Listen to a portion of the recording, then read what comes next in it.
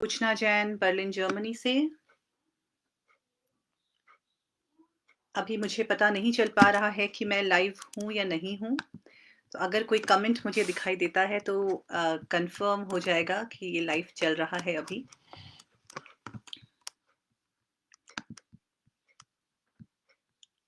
आप लोगों के जुड़ने की प्रतीक्षा में आरणी के पेज से।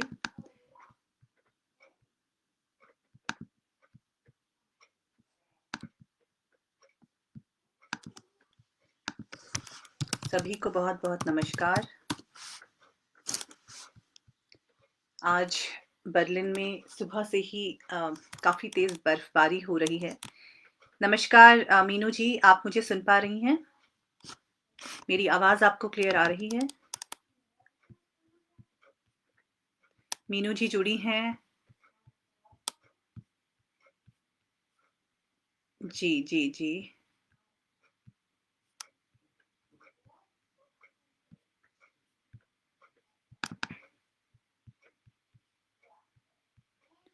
रमेंद्र कुमार जी भी हमारे साथ जुड़ गए हैं। कुछ देर तक इंतजार किया जाए। नमस्कार रमेंद्र जी। मैंने इस साल में बहुत सारे कार्यक्रम किए, लगभग 100 के करीब साइंटिफिक और साहित्यिक कार्यक्रमों को मिला के किए हैं, लेकिन फेसबुक लाइव मैं आज पहली बार कर रही हूँ। ऐसे लगता है जैसे आपके दूसरी तरफ दूसरे एंड पे कोई नहीं है, तो बड़ा ही कंफ्यूजिंग होता है। लेकिन मीनू जी को मैं मना नहीं कर सकती थी, इसलिए आज मैं आप सबके साथ जुड़ी हूँ।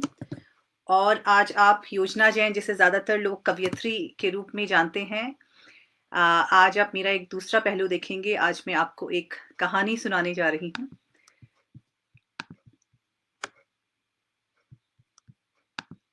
एक बार आप प्लीज कंफर्म कीजिए कि आपको मेरी आवाज साफ आ रही है।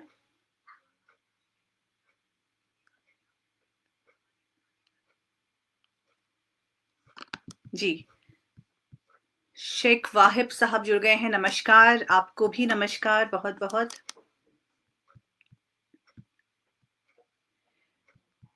तो जैसा कि मैं बता रही थी कि पिछले एक साल में मैंने कई सारे कार्यक्रम किए। 10 न्यूज़ पे योजना कैंडिडेट टॉक शो पे बड़े ही प्यारे एपिसोड्स किए, अलग अलग क्षेत्र के दिग्गजों का इंटरव्यू किया, साहित्य जगत के कई सितारों को इंटरव्यू किया, जिनमें सुरेंद्र शर्मा जी, प्रवीण शुक्ला जी, अरुण जैमिनी जी जैसे बड़े नाम शामिल थे। टीवी सेलिब्रिटी इकबाल जी और उनकी बहुत ही प्यारी सी शरीके हयात फरहा जी से बातचीत की, बहुत मज़ा आया। तो खैर कुल मिला के बहुत अच्छा रहा। और आज ये पहली बार फेसबुक लाइव का एक्सपीरियंस मैं ले रही हूँ। सामने से कोई और आवाज आती या कुछ तालियां बजती तो और मजा आता, लेकिन ये एक अलग माध्यम है। चलिए इसको भी इंजॉय करते हैं। तो अब काफी सारे लोग जुड़ गए हैं। बहुत बहुत धन्यवाद जुड़ने के लिए।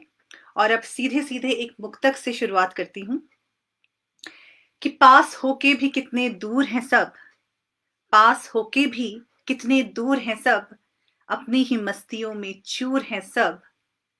ये तंज हम अपने आप पे ही कर रहे हैं असल में, कि पास होके भी कितने दूर हैं सब, अपनी ही मस्तियों में चूर हैं सब, बगल वाले के लिए नहीं फुर्सत, बगल वाले के लिए नहीं फुर्सत, क्योंकि क्योंकि फेसबुक के दोस्तों से गपियाने में मशगूल हैं सब, फेसबुक के दोस्तों से गपियाने में मशगूल हैं सब।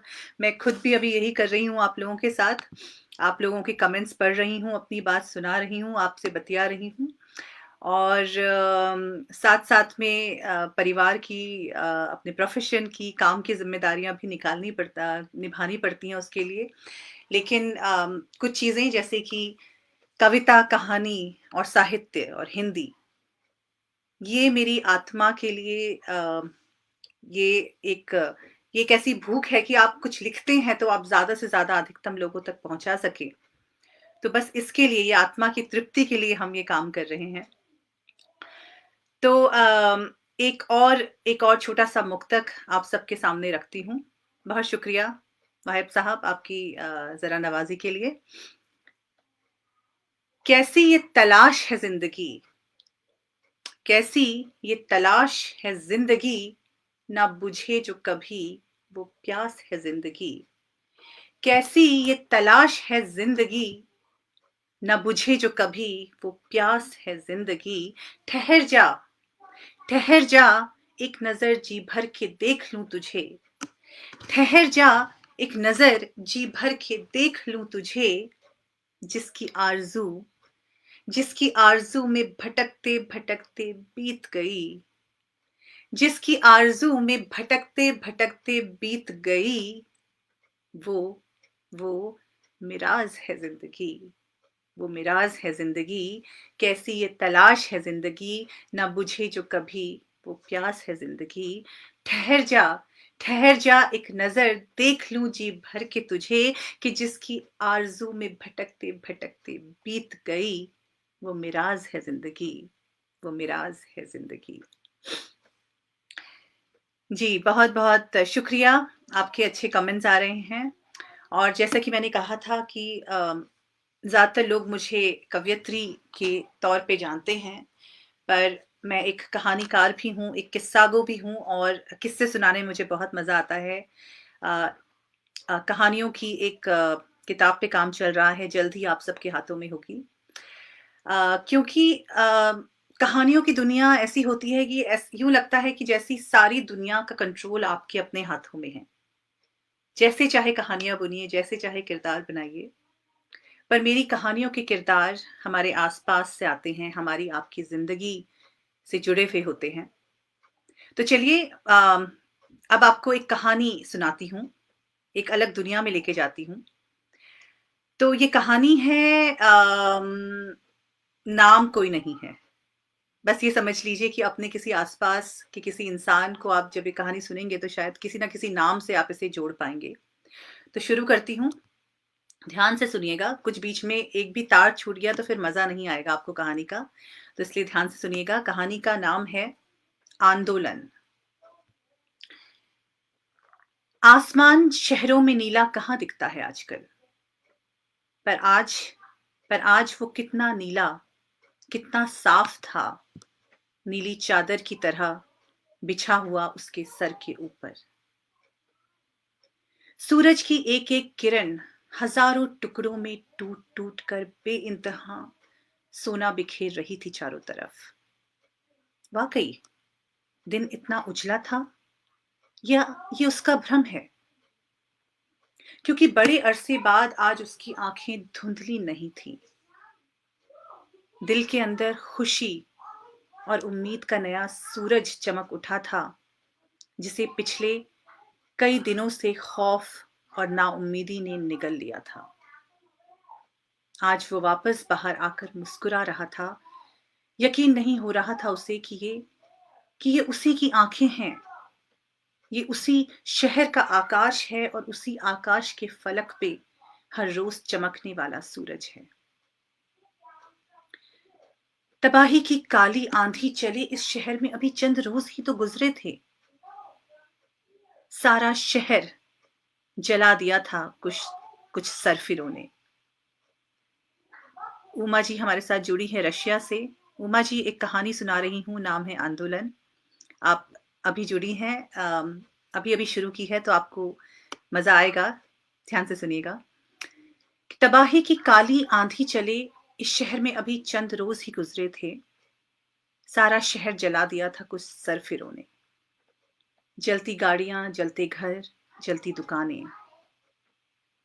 वो आग का मंज़र एक पल को फिर कौंध गया उसकी आंखों के आगे फैले आकाश की चोटी पे बैठे सुनहरे सूरज की चादर पर और घुप कर निगल गया दो पल में उजाले को।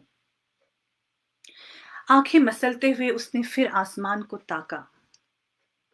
डरावनी यादों ने यकायक फिर काला कर दिया आकाश, बुझा दिया सूरज और ले आया कुछ बदरंगी बादल यादों की पोटली से निकाल। अब चलिए चंद रोज पहले चलते हैं। वो सो रहा था हर रोज की तरह चैन से। रात के कुछ घंटे ही तो मिलते थे उसे अपने शरीर को फिर दुनिया की जंग में हर रोज तैयार करने के लिए। परिवार से दूर, अनजाने शहर में रोजी रोटी के लिए मजदूरी करने वाला वो मजदूर, जी हाँ, दिहाड़ी मजदूर। जब पिछले साल गांव में बाढ़ आई और रहे सहे रोजगार के सारे साधन, घर सब बह गया, तो अपने कई और गांव वालों के साथ चमकीले शहर की ओर बड़ी उम्मीदों से आया था वो भी। मेहनती था, मजदूर का काम किया, फिर चौकीदार बना, और फिर 2 महीने पहले ही किसी तरह पैसे जोड़ के उसने खरीदा था उसका अपना ठेला। फलों की ठेली लगाता था वो, जी हाँ। जिस रोज ये हुआ उस रोज सेब और काले अंगूर से लदालद भरी थी उसकी ठेली। पिछले 2 महीने की कमाई का निचोड़, उसके बहुमूल्य सेब और अंगूर। उस रात का सपना बहुत मीठा था। अपनी 3 साल की बेटी के लिए नई फ्रॉक और बीवी के लिए साड़ी पसंद कर चुका था वो। बस बस इस महीने की आखिर में पैसों के साथ ये भी भेजूंगा सोचा, और थके टूटे शरीर को उम्मीदों और छोटी छोटी खुशियों के तकिए पे रख मीठी गहरी नींद सो गया। पर ये क्या, अगले दिन की उस अलसाई सी दोपहरी में इतने सारे लोगों का हुजूम। जल्दी जल्दी सबकी दुकानें बंद कराई गई। उसकी ठेली, उसके सेब अंगूर, भीड़, भीड़ जिसका कोई चेहरा नहीं होता, जो खुद को एकदम बहुत ताकतवर मानने लगती है, जिसको आसानी से गुमराह किया जा सकता है और हथियार बनाया जा सकता है। वो नंगी तलवार सी भीड़ काटती चली गई, जलाती चली गई अपने रास्ते में आते सबको। उसकी समझ में कुछ नहीं आया। अपना एक एक सेब अंगूर गिरता देख उसका दिल चीख चीख के रो रहा था, उम्मीदें टूट रही थी। उसने उस नंगी तलवार का जरा सा विरोध क्या करना चाहा, उसे उठा के वहीं पटक दिया गया। गांव में पानी से बाढ़ आई थी और गांव में पानी से बाढ़ आई थी और यहाँ लोगों के पागलपन की बाढ़ जो एक बार फिर उसका सब कुछ खा गई। मकसद क्या था भीड़ का? सुना उसने कुछ उस भीड़ को चिल्लाते हुए, हमारा हक दो, हमारी मांगे पूरी करो। कुछ आकर्षण या आरक्षण जैसा कुछ कह रहे थे लोग। वो गंवार, ना समझ, अनपढ़ क्या समझता। इतना समझा कि भीड़ जुटी है नंगी तलवार बन के उस जैसे लोगों के सपनों को काट के अपना हक लेने के लिए। बहुत अच्छा है, यही तो तरीका है, यही तो तरीका है। जब तक तलवार नहीं चलेगी कोई लहूलुहान नहीं होगा, आग नहीं लगेगी, घर नहीं जलेंगे, किसी के सपने नहीं टूटेंगे, गरीबों की जान नहीं जाएगी, तब तक कैसा आंदोलन? थू थू, शांति से किया जाने वाला भी कोई आंदोलन होता है? भीड़ तबाही मचा के गुजर गई, जी हां, गुजर गई। भीड़ तबाही मचा के गुजर गई जैसे गुजरता है अंधड़, और छोड़ गई पीछे उसके जैसे कई कमजोर लोग और उनके छोटे छोटे सपनों के टुकड़े, कुछ टूटे, कुछ जले हुए। चारों तरफ तबाही थी। घुटनों बैठ मुंह छिपा बहुत देर तक रोया वो। फिर किसी तरह अपने कमजोर बदन को उठाया, देखे अपने चोट के गहरे घाव और अपने आगे दम तोड़ते उसके दबे कुचले सेब अंगूर, वो फ्रॉक, वो साड़ी और इस महीने पैसे भेजने का अधूरा वादा। बहुत कुछ जल गया चमचमाते शहर की सड़कों पे। सब दुखी थे सिवाय उनके जो अपने घरों में बैठकर जोर जोर से अट्ठाहस लगा रहे थे अपनी शतरंज की चाल को कामयाब होता देखकर। वो ठेली उसके जीने का इकलौता साधन थी इस शहर में, और गाँव में तो कुछ बचा ही नहीं था। गौर फरमाइएगा कि ये बिना इंश्योरेंस वाली ठेली थी, जिसे उस भीड़ रूपी नंगी तलवार ने काट डाला अपने अपने हक को पाने की लड़ाई में। तुम्हारा हक? पता नहीं कितना जरूरी है तुम्हारा हक, पर मेरी रोटी पे लात मारने का हक तुम्हें किसने दिया? मेरे सपनों को जलाने का हक तुम्हें किसने दिया? वो चीखता रहा, पर किससे पूछे? आखिर आखिर किससे पूछे? अंधी बहरी बेशक्ल बेवजूद भीड़ से, या उसको इस्तेमाल कर खेल खेलने वाली चालाक लोमड़ियों से। उस दिन काले आकाश का सूरज स्याह था। राजकुमार राजन जी कह रहे हैं, उत्कृष्ट प्रस्तुति, हार्दिक बधाई। एक लंबी उम्दा कविता। तारीफ के लिए धन्यवाद राजन जी, पर ये कविता नहीं, एक लघु कथा है जिसका नाम है आंदोलन। और अब हम बस इसके आखिर पड़ाव पे पहुंच रहे हैं। तो ये उस दिहाड़ी मजदूर की व्यथा थी, जो एक आंदोलन के नीचे दब गई, और उसके साथ ही कुचल गए उसके सपने। पर देखिए, कहानी एक खुशनुमा दिन से शुरू हुई थी, पुराने दिनों में गई, और अब जो मैं पढ़ने जा रही हूं वो है आज का खुशनुमा दिन। पर वो कल था पर वो कल था जो बीत गया। बड़े लोग, अमीर लोग पॉजिटिविटी, सकारात्मकता की बातें करते हैं, भाषण देते हैं, पैसे देकर मोटिवेशनल स्पीच सुनने जाते हैं, पर आत्महत्या भी ज्यादातर ऐसे ही लोग करते हैं। जिगरा बड़ा तो गरीबों का होता है, जो बड़ी से बड़ी मुश्किल भी झेल जाते हैं। खोने के लिए कुछ था ही नहीं, तो गिर के उठना आसान है। आज आज बड़े दिनों बाद फिर फिर से उसने एक सुबह, हसीन सुबह देखी। बड़े दिनों बाद फिर सुबह हसीन, दोपहर अलसाई, और शाम रौनक तरीन थी। आंखों में पानी का धुंधलका नहीं था, शायद इसलिए आज साफ नीला आकाश चमकीले सूरज को अपनी चादर में टांके भरपूर सोना उगलते उसके सर पे तन कर खड़ा था। बहुत दिन लगे शहर को सदमे से उबरने में, पर अब भीड़ पर अब भीड़ अंधी नंगी तलवार की जगह वापस आंखों वाले इंसानों में बदल गई थी।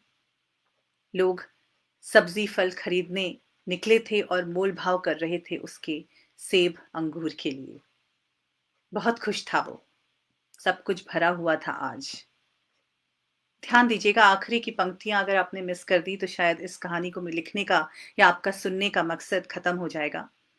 बहुत खुश था वो, सब कुछ भरा हुआ था आज।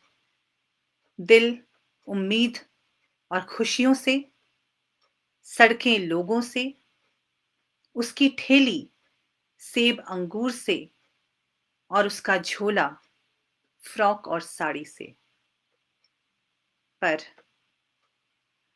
पिछले कुछ महीनों में जो अधूरा रह गया पर पिछले कुछ महीनों में जो अधूरा हो गया, वो था उसका बदन, जिसमें अब एक ही किडनी थी। वो था उसका बदन, जिसमें अब एक ही किडनी थी। उम्मीद करती हूं कि आपको ये कहानी, जिन्होंने शुरू से सुनी है, जिन्होंने बीच से उठाई हो, तो शायद कुछ चीज़ें मिस कर दी हो, समझ में ना आई हो। जल्दी ही किताब आपके हाथों में होगी तो आप डेफिनेटली पढ़िएगा। तो जिन्होंने पूरी कहानी सुनी उन्हें उम्मीद है पसंद आई होगी, और बताइए मुझे कि कैसी लगी आपको ये कहानी। खैर, तो जब भी हम कुछ करते हैं या हम कुछ सोचते हैं, तो उससे हमारे आसपास के लोगों की जिंदगी पे क्या असर पड़ता है, अगर हर कोई ये सोचना शुरू कर दे तो शायद शायद दुनिया थोड़ी सी और खूबसूरत हो जाए। तो एक छोटा सा मुक्तक आपके बीच पहुंचाती हूँ। इस भारी भरकम दिल को झकझोरने वाली कहानी के बाद कि देखिए दुनिया में हर तरह की मुश्किलें आती हैं, हर तरह की चीज़ों का सामना करना पड़ता है, पर ठान लीजिए तो कुछ भी नहीं मुश्किल, ठान लीजिए तो कुछ भी नहीं मुश्किल, बस अपने अंदर बस अपने अंदर एक दशरथ मांझी को जगाइए। ठान लीजिए तो कुछ भी नहीं मुश्किल, बस अपने अंदर एक दशरथ मांझी को जगाइए। रास्ते पर्वत खुद छोड़ देंगे एक रोज, रास्ते पर्वत खुद छोड़ देंगे एक रोज, अपनी मेहनत की छेनी बशिद्दत चलाइए, अपनी मेहनत की छेनी बशिद्दत चलाइए, अपनी मेहनत की छेनी बशिद्दत चलाइए। तो ये था एक छोटा सा प्रयास। और इस बीच जब मैं खुद को देखती हूँ, अपने आसपास कई सारे लोगों को देखती हूँ, परिवारों को देखती हूँ, तो बार बार मैं ईश्वर से यही प्रार्थना करती हूँ हर किसी के जिंदगी के सफर के लिए कि मेरे पंखों को हवा देना, मेरे पंखों को हवा देना, आसमां भर जगह देना, मेरे पंखों को हवा देना, आसमां भर जगह देना, पर इतनी दूर न उड़ जाऊं, पर इतनी दूर न उड़ जाऊं कि घर अपना न दिखाई दे, पर इतनी दूर न उड़ जाऊं कि घर अपना न दिखाई दे। ए मालिक, ए मालिक मेरे ईश्वर, उड़ने का शऊर देना जरूर। ए मालिक मेरे ईश्वर, उड़ने का शऊर देना जरूर, पर उतरने का भी अदब देना, उतरने का भी अदब देना। मेरे पंखों को हवा देना, आसमां भर जगह देना, पर इतनी दूर न उड़ जाऊं कि घर अपना न दिखाई दे। ए मालिक मेरे ईश्वर, उड़ने का शऊर देना जरूर, पर उतरने का भी अदब देना, उतरने का भी अदब देना। जी, तो कैसा आपको अनिल कुरुक्षेत्र जी बोल रहे हैं, उच्च स्तरीय रचनाएं और प्रभावी प्रस्तुतिकरण। बहुत बहुत शुक्रिया आपका। मीनू जी लगातार जुड़ी हुई हैं, वीना वशिष्ठ जी जुड़ी हुई हैं, चित्रा राणा जुड़ी हुई हैं हमारे साथ। और बहुत सारे लोग अच्छे अच्छे कमेंट्स कर रहे हैं, बहुत बहुत धन्यवाद। तो मैं बहुत सारा समय नहीं लूंगी क्योंकि मुझे लगता है कम बोलो पर अच्छा बोलो, वो ज़्यादा इम्पोर्टेंट है। तो एक प्यार का गीत जो लोगों को बहुत पसंद आता है, वो आप तक इस मंच के माध्यम से आज पहुंचाना चाहूंगी। सीधे सीधे गीत आप पे रखती हूँ और प्यार से सुनिएगा, और दिल तक उतरे तो ज़रूर अपने कमेंट्स के ज़रिए मुझे बताइए कि आपको कैसा लगा। तेरा साथ जिंदगी, तेरा साथ जिंदगी जीने का सलीका हो गया, तेरा साथ जिंदगी जीने का सलीका हो गया। कुछ मैं तुझसी हो गई और कुछ तू मुझसा हो गया, तेरा साथ जिंदगी। चलते रहे सहराओं में, चलते रहे सहराओं में, ता जिंदगी हम बेचैन। चलते रहे सहराओं में, ता जिंदगी हम बेचैन। कुछ यूं घुला तू धड़कनों में, हाँ कुछ यूं घुला तू धड़कनों में, किस सांसों का सिलसिला हो गया। कुछ यूं घुला तू धड़कनों में, कुछ यूं घुला तू धड़कनों में, किस सांसों का सिलसिला हो गया। कुछ मैं तुझसी हो गई और कुछ तू मुझसा हो गया। तेरा साथ जिंदगी जीने का सलीका हो गया। कुछ मैं तुझसी हो गई और कुछ तू मुझसा हो गया। तेरा साथ जिंदगी। कभी गुर्बत, देखिए इसमें जिंदगी का सार है। कभी गुर्बत कभी रहमत, बदलती फितरत ये जिंदगी। कभी गुर्बत कभी रहमत, कभी गुर्बत कभी रहमत, बदलती फितरत ये जिंदगी। तेरे साथ जो बीता, तेरे साथ जो बीता, अपने अपने प्रियतम को ये कहना जरूर मत भूलिएगा कि तेरे साथ जो बीता वो पल, वो पल जन्नत सरीखा हो गया। तेरे साथ जो बीता वो पल जन्नत सरीखा हो गया। कुछ मैं तुझसी हो गई और कुछ तू मुझसा हो गया। तेरा साथ जिंदगी जीने का सलीका हो गया। कुछ मैं तुझसी हो गई और कुछ तू मुझसा हो गया। तेरा साथ जिंदगी। तूने मैंने मिलकर देख, ध्यान से गौर फरमाइएगा इन पंक्तियों पे कि तूने मैंने मिलकर देख आसमानों पर कब्जा किया। सारा आसमान हमारा ही हो गया है अब। कि तूने मैंने मिलकर देख आसमानों पर कब्जा किया। कभी मैं तेरा चांद थी, हाय कभी मैं तेरा चांद थी। अब तू, अब तू मेरी रोशनी हो गया। कभी मैं तेरा चांद थी, अब तू मेरी रोशनी हो गया। कुछ मैं तुझसी हो गई और कुछ तू मुझसा हो गया। तेरा साथ जिंदगी जीने का सलीका हो गया। कुछ मैं तुझसी हो गई और कुछ तू मुझसा हो गया। तेरा साथ जिंदगी। और आखिरी मुक्तक इस शेर, इस गजल का पढ़ना चाहूंगी, आखिरी शेर।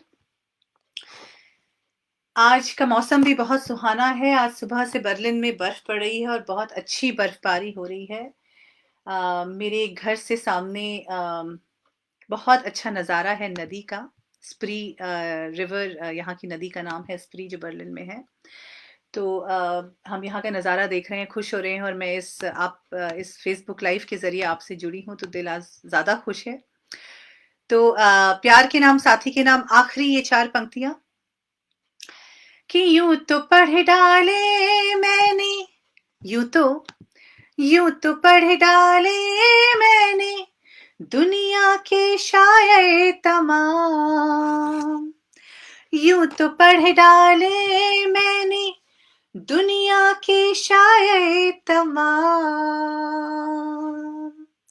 पर तुझको पढ़कर ही मैं तुझको पढ़कर ही मैं, तुझको पढ़कर ही मैं गालिब, गालिब कबीरा हो गया। तुझको पढ़कर ही मैं गालिब कबीरा हो गया।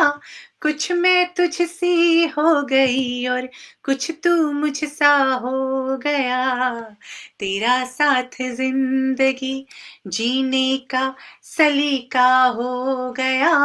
कुछ मैं तुझसी हो गई और कुछ तू मुझसा हो गया। तेरा साथ जिंदगी।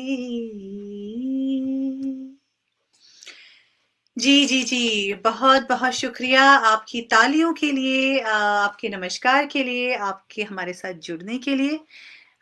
इस मंच से बहुत सारे कार्यक्रम मैंने देखे हैं, होते रहते हैं। मीनू जी बहुत ही अच्छा काम कर रही हैं और उनकी वजह से हम सब यहाँ पे जुड़े हुए हैं। बहुत-बहुत शुक्रिया आप सब लोगों का इस लाइव से जुड़ने के लिए। अ, और मैं आप सबको आप लोग स्वस्थ रहें, अच्छे से रहें। अभी भी कोरोना गुज़रा नहीं है, तो इसलिए हमें बहुत सँभल के रहना है। बर्लिन की अगर मैं बात करूँ तो यहाँ पे सोशल रेस्ट्रिक्शंस बहुत ज़्यादा अब बढ़ गई हैं क्योंकि यहाँ पे केसेज़ बढ़ते जा रहे हैं, सेकंड वेव है ये। तो अ, मुझे यही लगता है कि जब तक हम सब लोग वैक्सीनेटेड ना हो जाएँ, तब तक हम लोगों को काफ़ी सँभल के रहने की ज़रूरत है। तो आप सबको ये संदेश मैं देना चाहूँगी कि मास्क पहनें जब भी पब्लिक प्लेसेस में जाएँ और अपना ध्यान रखें, अपने परिवार का ध्यान रखें। ये सिर्फ़ हमारी बात नहीं है कि अगर हम यंग हैं, हम किसी बीमारी को झेल सकते हैं, बट हमें ये ध्यान रखना चाहिए as a scientist, as a doctor मैं बता सकती हूँ कि हमें बहुत ज़रूरी है कि हम सोशली रिस्पॉन्सिबल बनें और शायद हमें कुछ ना हो लेकिन हम ये बीमारी किसी अपने या किसी अनजान को भी पास ऑन ना करें, इसके लिए सतर्कता बरतें, ध्यान से रहें, स्टे सेफ, स्टे हेल्दी। बहुत-बहुत धन्यवाद आप सबका। इसी के साथ आपसे विदा लेना चाहूँगी।